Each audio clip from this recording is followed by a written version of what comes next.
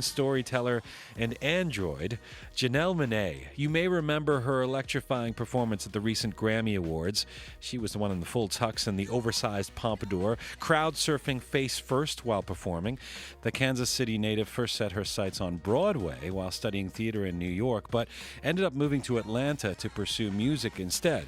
She released her debut record, Metropolis, in 2007. That caught the ear of Sean Diddy Combs, who signed her to his Bad Boy Records label. Last year, Janelle Monae released a follow-up, her self-described emotion picture, The Archandroid, and this album quickly drew critical praise, as grand as the story she tells through her songs. And what a story it is. Janelle sings about an android, a robot in a human body named Cindy Mayweather. It's the year 2719, and while Cindy is ostracized by humans, she ends up being seen as the Archandroid, a goddess-like source of unity for the residents of the city of Metropolis. Musically, the album is equally a of countless styles, from funk and soul to folk and rap to orchestral, tied together by Janelle Monae's expansive voice. And today I'm pleased to welcome Janelle Monae to Studio Q. Hello. Hello. Thank you so much for having me. That was a beautiful introduction. Well, thank you very much. It's very good to have you here, and I really like your hat. Thank you. It's like a Clark Gable sort of Magambo kind of hat. Yeah. It's perfect for this Toronto weather. Yes, it is. Well, sort of. It's going to get wrecked in the, I know, right? In the snow or something. You know, everything about you, your music, your performances, your appearance is imaginative, is unique, and tells a story, it seems. Where does that come from? You're 25 years old now. Tell me about what happened growing up that led to this kind of creativity. Well, my parents are two wizards, and so it's just hereditary. Right. Yeah, I mean, it's just, what I said. My parents are wizards, and when you have parents who are wizards and who encourage you to dream and, imagine greater, I think that's just my world. That's the kind of world that I grew up in, and as I became an adult, I started to surround myself around individuals who had very similar goals, who were very in tune with science fiction, very in tune with, creating and understanding that, being an artist, you have a responsibility, and it's a very powerful weapon, music. Music is weird. What about now? Yeah. Have you been taught fear? Yeah, there are certain memories that I may have that didn't go as planned, and if I get into the same situation, I'm like, okay, is this gonna work or is this gonna? But creating the Archandroid definitely taught me, because that's when you get to your best work. You've got a very grounded energy about you. I try to How do stay you very get that? centered. I think it's just. It's something that my creator instilled in me when I decided that I wanted to take on being an artist. I think we all have to have that balance. From Stevie Wonder to Prince, I have personal relationships with both those beautiful spirits. And, wow. It's just, it's great to have people who have already done. Your first album, Metropolis, began your futuristic tale. Well, it was an EP. The So first EP. This is your debut album, right? Yeah, it's my first full length. But the concept was, I guess, originally inspired by Fritz Lang's 1927 sci-fi classic, right? Metropolis. Yeah, a little bit of it. But this isn't a rip-off, because you've got this whole idea. The story follows a character who's an android, a robot that resembles a human. I described her in brief. Tell us a bit about Cindy Mayweather. Sure. Yeah, she's an android, and I speak about androids because androids represent, to me, a new form of the other. And I love, speaking about the future, because it gives us all a chance to rewrite history and do what's right, or continue to do what's wrong, oppress those that we don't understand, oppress those that may not look like us.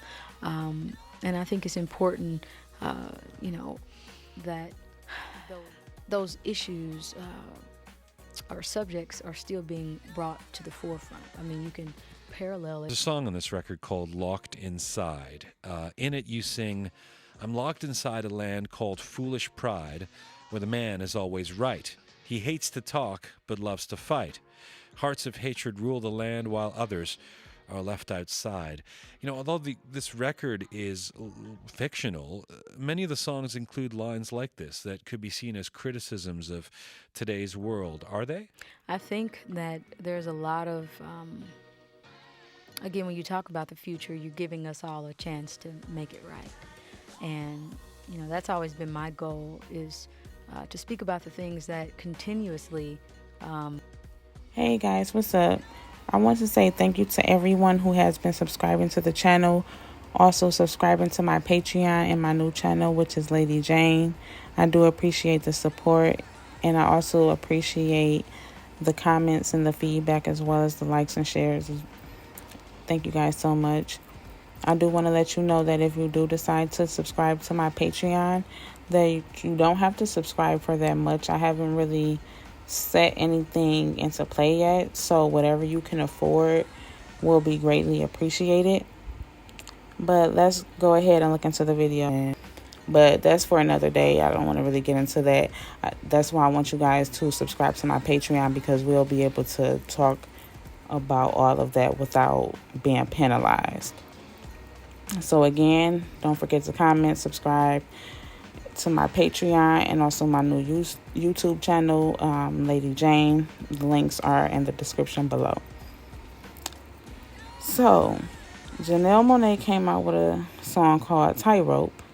I did post the video, but I had to post it again with no sound because of copyright reasons. But I did find a breakdown of the video. So it basically says that the video takes place in a mental institution. In real life, MK Ultra programming is sometimes done in mental institutions. Janelle dances in her room. Notice the black and white Masonic tile on the picture on the wall. Mirror-faced people in robes wander the halls.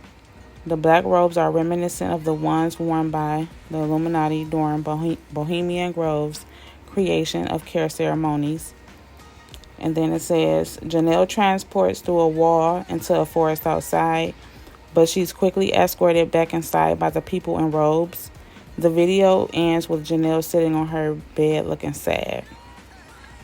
So yes, guys, again, I did go ahead and post that video so that you will see what they're talking about. And if you do want to watch the full video, and with sound, of course, then you can go ahead and do that, because you'll be able to see what they're talking about. She also came out with a song with I'm talking about Queen, with Erykah Badu, and the song was called Queen. I posted that video as well because it's a lot of messages in that video, and you guys need to go watch that video with the sound, because what was said at the beginning, it just made me I don't know, it just made me wonder. But I want you guys to go see it for yourself. So I also found a little background or breakdown of Queen. So it basically saying Wonderland in the Tea set equals references to Alice in Wonderland, a movie used to program people. The song is called Queen. Is that a reference to the Queen of Hearts? That's not what it means in the song. But with the other Alice in Wonderland references in the video, there might be a double meaning. Black, white, and red are almost the only colors in the video, and we get duality stripes. So, yeah, again, I told you, like, if you go watch her videos, mostly every one of her videos, she's either wearing black and white or black and white stripes. So I really feel like she's under heavy mind control. Some of the lyrics from the song Queen, it says, hey, brother, can you save my soul from the devil? Say it is weird to like the way she wear her tights. And is it rude to wear my shades? Am I a freak because I love watching Mary? Maybe.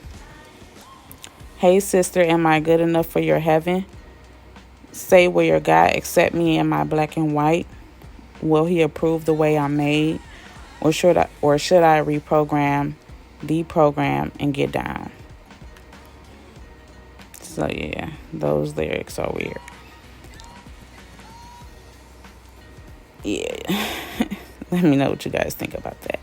So, yeah, my whole take on the whole Janelle Monae thing is just, she's really warning us, and all of her videos is really like a message, is really like a story. She also stated that Prince was was one of her mentors as well. So I don't know if you guys noticed, but it's a pattern. They are really like gatekeepers. If you notice, like the celebrities will be like, DM me if you have talent, if you can rap, if you can sing, if you can do this, if you can do that. They are gatekeepers. They are really bringing people in and molding them and making them, setting everything up. Like, and then you will be happy for somebody to hear you or to reach out to a celebrity, and you're not thinking nothing of it. And a lot of people will go and sign contracts and not have no family around, or have the label lawyer as their lawyer as well, just making all the wrong mistakes. But yeah, it's really a pattern with that. And then for her to be around Diddy and Big Boy and all of them at a young age, like all of that raises red flags. They really be molding them, and they really be using them and having them push their agenda, really. Another, just to get off topic a little bit, because there's a couple shows that I want to know if you guys have watched, or want you guys to watch, so that we can go ahead and have a discussion about the shows. Another show is called The Island, and it's like I Land with a capital I. I think that was on Netflix as well. But that show was about 10 people waking up on the beach, deserted, nowhere, don't know where they're at. Their memory was wiped clean, so they don't know who they are, they don't know who they're around, how they got on the island. So a long story short, they ended up, fighting for survival, and they ended up finding little clues here and there. But later on in the show, they ended up finding out that they were in a stimulation, and it was like real life, and they were in and out of the stimulation. But when they were out of the stimulation, they were really in like an institution, and they were really being controlled, and they couldn't leave, and the people would put them in and out of the stimulation. So I want you guys to go watch that. And again, if you already seen it, comment below so we can have a discussion about that show. But it's a lot going on. Like I said, there's a lot of stuff being put into the shows and to the movies in plain sight. And you guys gotta wonder, like, where are they getting these ideas from to make these shows? To wipe somebody's memory clean to where they don't know who they are, and then you can put their memory back in, and then they ought, like, that's crazy. So when you guys say, how can they clone people, or how do they do this? That should be your last question, for real, because they have the power and technology to do whatever they want to do. And that's what you guys have to understand at the end of the day. They put a lot of stuff in the movies, like I said, like they can make somebody look different.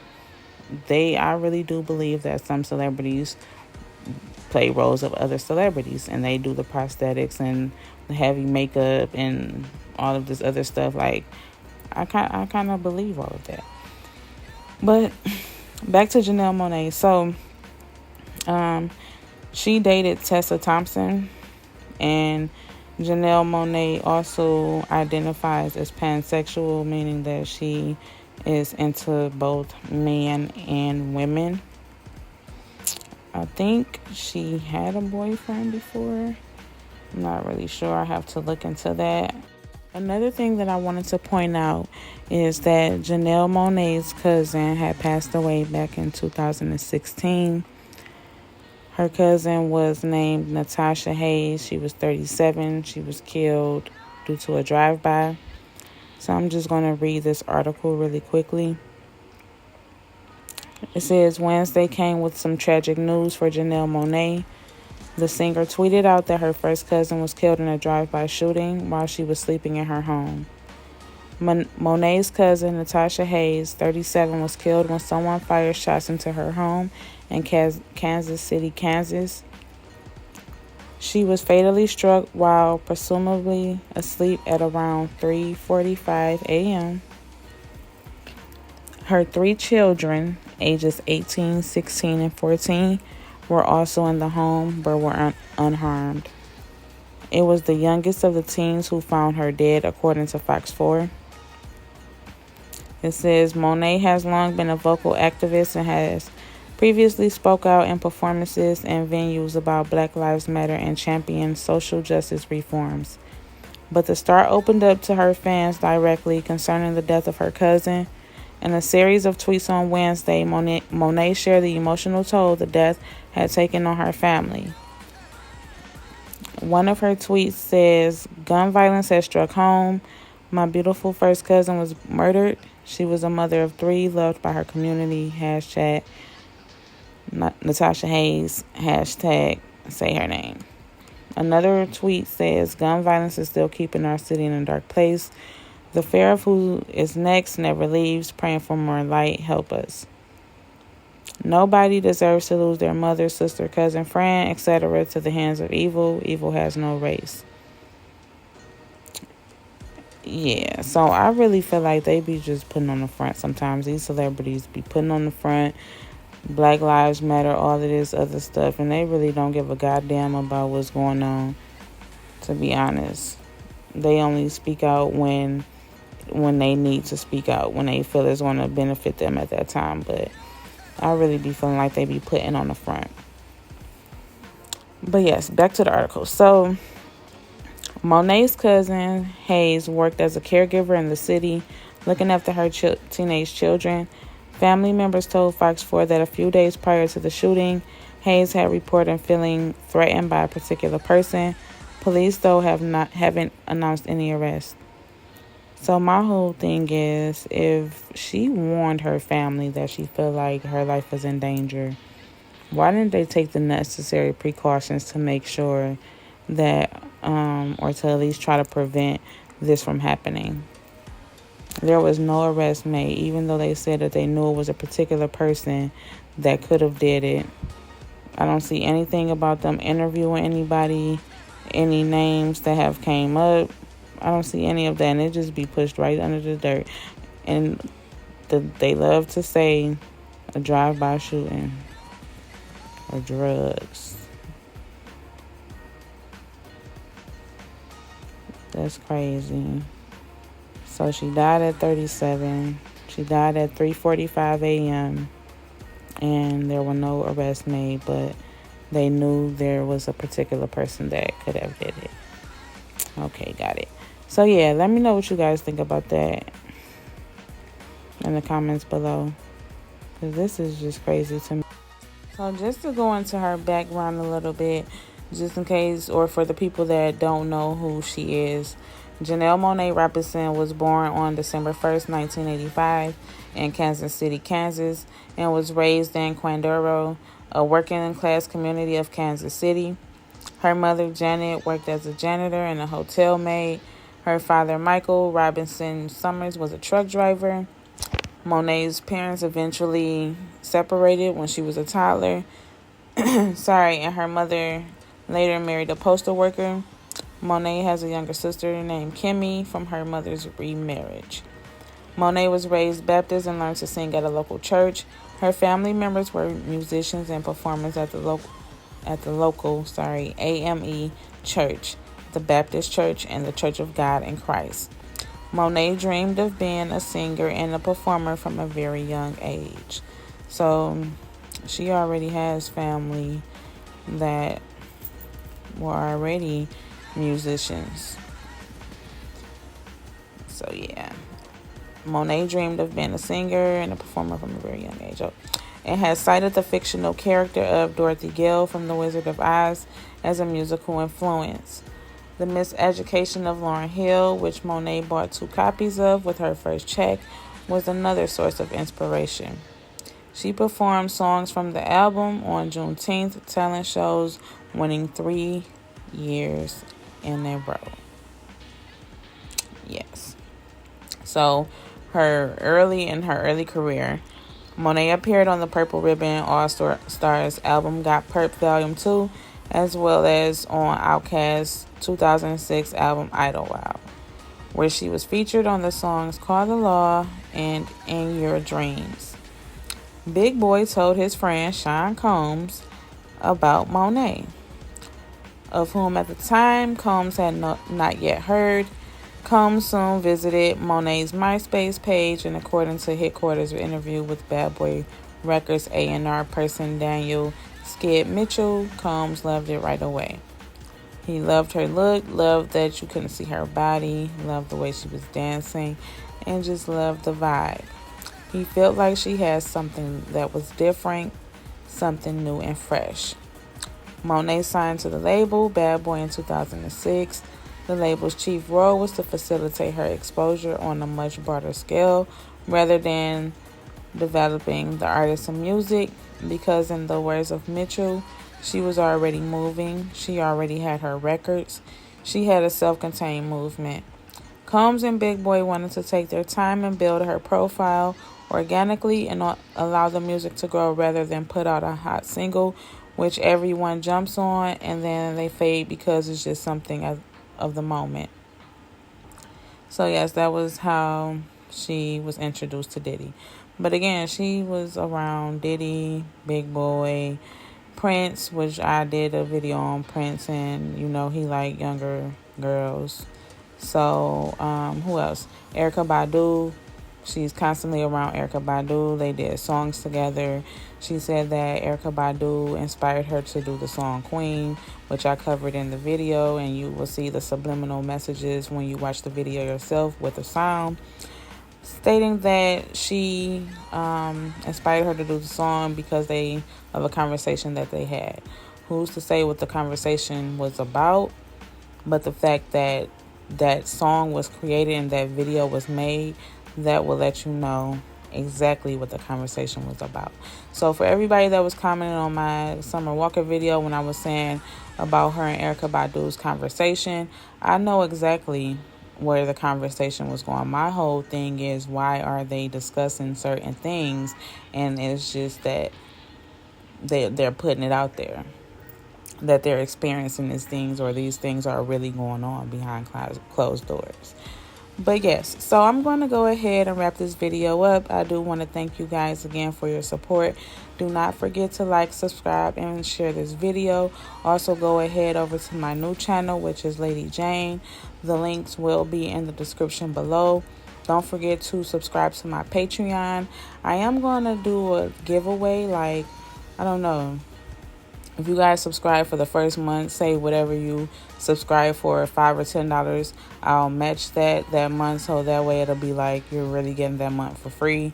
But yeah, so that's it. See you guys. Bye.